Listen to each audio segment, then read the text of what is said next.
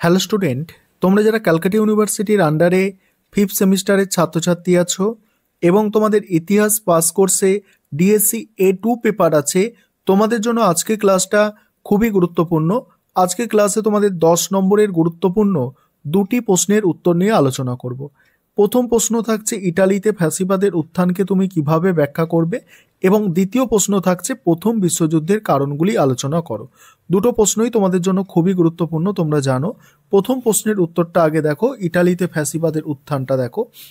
প্রথম বিশ্বযুদ্ধে ইতালি কিছু অঞ্চল লাভের আশায় মিত্রশক্তির পক্ষে যোগদান করে, কিন্তু যুদ্ধ শেষ হলে পুরস্কৃত হওয়া দূরের কথা, ইতালি বরং অবহেলিত হয়। ইতালিতে স্লোগান ওঠে, ইতালিয়া দেখো ইরেন্ডেন্ট, অর্থাৎ ইতালি অতৃপ্ত। ইতালির এই অতৃপ্ততাকে কাজে লাগিয়ে মুসোলিনি দেশে তার নয়া রাজনৈতিক মতাদর্শ ফ্যাসিবাদের প্রচলন শুরু করেন। তারপর কি বলা হচ্ছে দেখো, ফ্যাসিবাদের উত্থান। ফ্যাসিবাদের উত্থানের কারণগুলো দেখো। প্রথমত কি, মাৎসিনি, গ্যারিবল্ডি, ক্যাভুরুর মতো নেতাদের উদ্যোগে ইতালির ঐক্য সাধন ঘটলেও ঐক্যবদ্ধ ইটালিতে আঞ্চলিকতাবাদের জোরদার অস্তিত্ব থেকে যায়। গণতন্ত্রের ভিত্তি দুর্বল ছিল, শুধুমাত্র সম্পদশালীরাই ভোট দিতে পারত। দারিদ্র ও অশিক্ষিত মানুষের ভোটাধিকার ছিল না, ফলে দেশের রাজনীতিতে দরিদ্র ও অশিক্ষিত মানুষরা কোনো ভূমিকা পালন করতে পারত না। তারপর কি বলা হচ্ছে দেখো, দ্বিতীয়ত, প্রথম বিশ্বযুদ্ধের পর ইতালির আর্থিক অবস্থা শোচনীয় হয়ে ওঠে। এই আর্থিক বিপর্যয়ের প্রভাবে মুদ্রাস্ফীতি, মূল্যবৃদ্ধি, বেকার সমস্যা প্রভৃতি ইটালির জনজীবনকে বিপর্যস্ত করে তোলে। তারপর কি বলা হচ্ছে, তৃতীয়ত দেখো, প্রথম বিশ্বযুদ্ধের পর ইতালির রাজনৈতিক অস্থিরতা, রাজনৈতিক দলগুলির মধ্যে পুনর্পুন ভাঙন, গুরুত্বপূর্ণ জাতীয় নীতি নির্ধারণে তাদের অক্ষমতা একনায়কতন্ত্রের পথ প্রশস্ত করে। এবার হচ্ছে মুসোলিনি। দেখো মুসোলিনি একই রকম বলছে, এই রকম এক পরিস্থিতিতে আবির্ভাব ঘটে ফ্যাসিস্ট নেতা বেনিতো মুসোলিনির। তিনি প্রথম জীবনে সমাজতান্ত্রিক ভাবধারায় বিশ্বাসী ছিলেন। প্রথম বিশ্বযুদ্ধের সময় থেকেই তার দৃষ্টিভঙ্গির পরিবর্তন ঘটতে থাকে। তিনি উগ্র জাতীয়তাবাদ ও দেশপ্রেমের পক্ষপাতী হয়ে ওঠেন।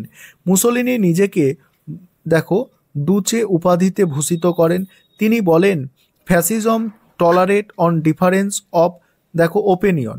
তারপর ফ্যাসিস্ট দল 1919 সালের 23শে মার্চ মিলান শহরে মাত্র 118 জন প্রাক্তন সৈনিক ও উগ্র দেশপ্রেমিকদের নিয়ে মুসোলিনি ইতালিতে ফ্যাসিস্ট দল নামে এক নতুন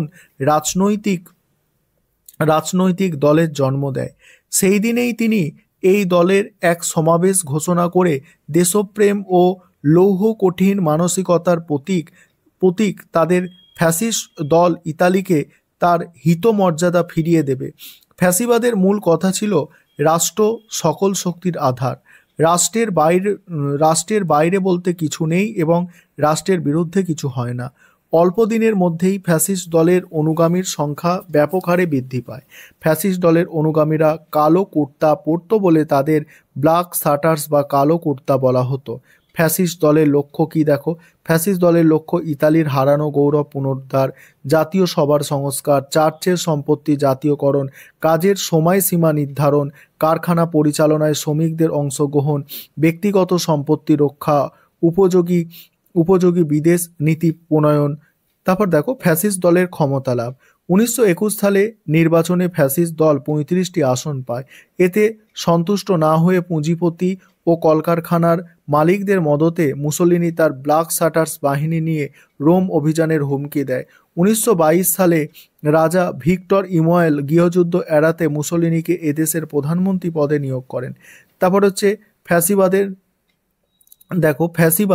ফ্যাসিবাদের নিরঙ্কুশ ক্ষমতা। 1926 সালে ব্ল্যাক শার্টার বাহিনীর দাপটে মুসোলিনির ফ্যাসিস্ট দল 65% আসন দখল করে পার্লামেন্টের সংখ্যাগরিষ্ঠ অর্জন করে। এই সময় থেকে ফ্যাসিস্ট দলের ফ্যাসিবাদী রূপটি প্রকট হতে শুরু করে।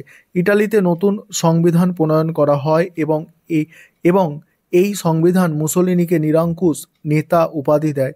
এই একই সঙ্গে একই সঙ্গে অন্য সমস্ত রাজনৈতিক দলের অস্তিত্ব বিলুপ্ত হয় এবং শুধুমাত্র ফ্যাসিস্ট দলকেই একদলীয় শাসন ব্যবস্থার রাজনীতির মেরুদণ্ডে পরিণত করা হয়। ফ্যাসি বিরোধী সমস্ত ধরনের সংগঠন নিষিদ্ধ হয়। বাক স্বাধীনতা, সংবাদপত্রের স্বাধীনতা, সভা সমিতি করার স্বাধীনতা হরণ করা হয়। স্বায়ত্ত শাসনমূলক সমস্ত সংগঠনের যেমন মিউনিসিপ্যালিটি, শিক্ষা প্রতিষ্ঠান প্রভৃতি শুধুমাত্র ফ্যাসিস্টদের প্রতিনিধি কায়েম করা হয়। তারপরে কি বলা হচ্ছে দেখো, মূল্যায়ন। ইটালিতে ফ্যাসিস্ট শাসন চলাকালে প্রশাসনের দক্ষতা যথেষ্ট বৃদ্ধি পেয়েছিল। ফ্যাসিস্ট দল রাজনৈতিক ও অর্থনৈতিক সংস্কারমূলক কর্মসূচি রচনা করে স্বদেশকে নতুন করে গড়ে তুলতে যত্নবান হয়েছিল।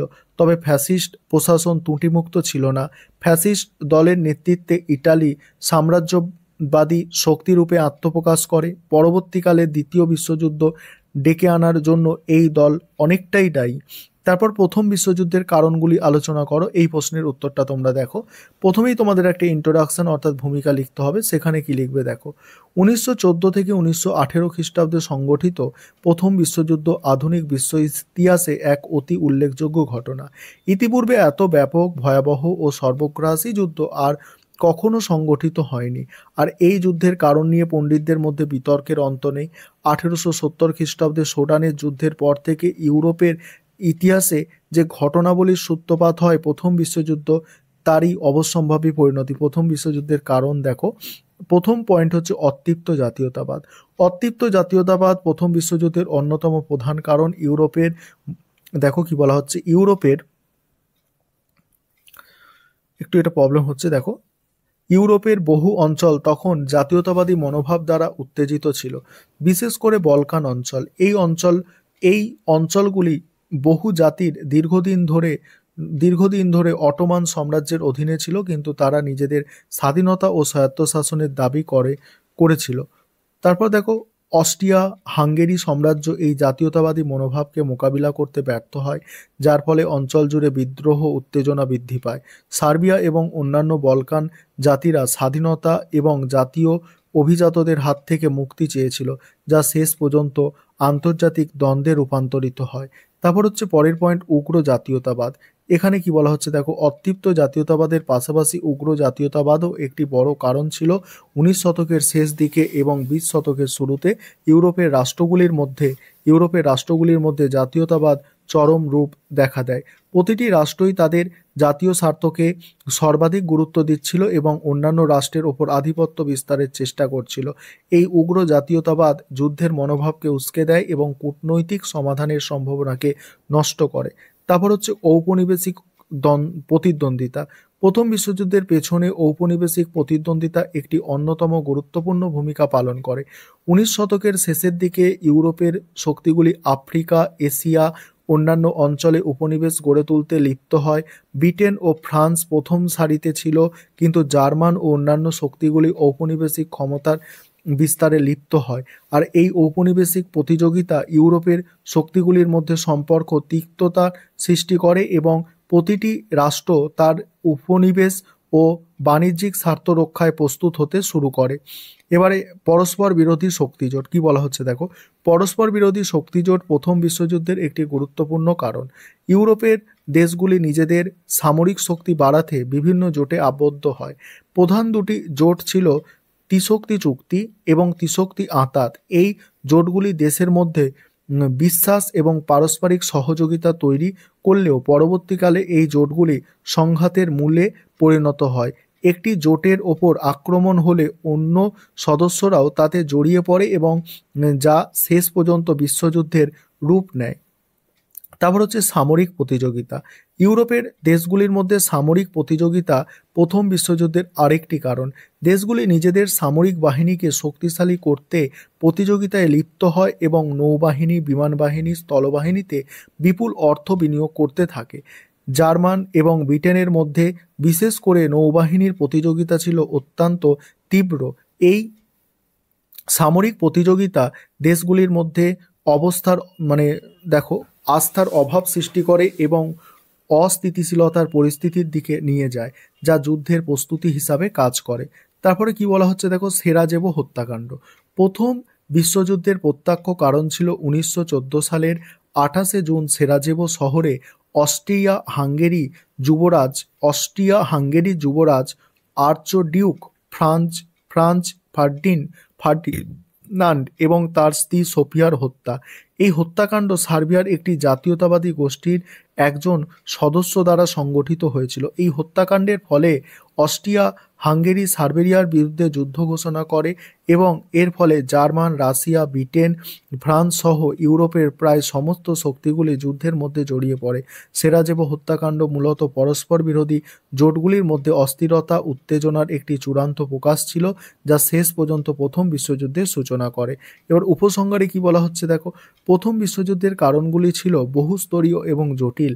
জাতীয়তাবাদ, উপনিবেশিক প্রতিদ্বন্দ্বিতা, সামরিক প্রতিযোগিতা এবং পারস্পরিক শক্তি জোটগুলি দীর্ঘদিন ধরে ইউরোপের উত্তেজনা তৈরি করে। সেরাজেভো হত্যাকাণ্ড ছিল কেবলমাত্র একটি উস্কানি, যা এই লুকানো উত্তেজনাগুলিকে প্রকাশ্যে নিয়ে আসে এবং একটি বিশাল যুদ্ধের রূপ নেয়। যুদ্ধের প্রভাব বিশ্বব্যাপী ছিল এবং যা পরবর্তীকালে আরও যুদ্ধের ভিত্তি স্থাপন করে। এই ছিল তোমাদের আজকে গুরুত্বপূর্ণ দুটি 10 নম্বরের প্রশ্নের উত্তর।